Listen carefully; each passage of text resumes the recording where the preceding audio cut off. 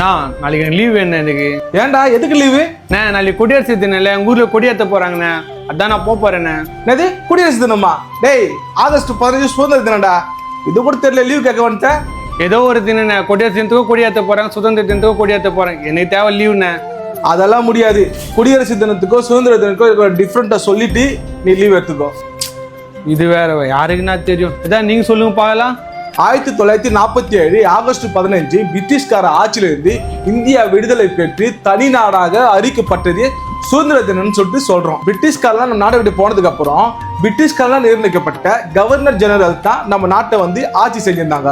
எங்கடா திரும்பவும் மன்னராட்சியே வந்துருப்போது சொல்லிட்டு நம்மளோட டாக்டர் அம்பேத்கர் பார்த்தீங்கன்னா இந்திய அரசியல் அமைப்பு சட்டத்தை வந்து உருவாக்குனாரு.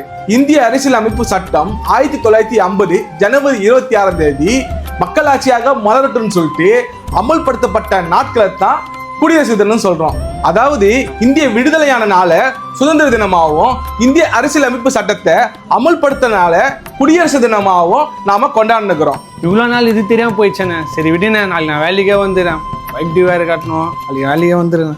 அப்படி என்னத்த நம்ம சொல்லிட்டு தெரியலையே, லீவே வேணாம்னு சொல்லிட்டு போறான். போடா.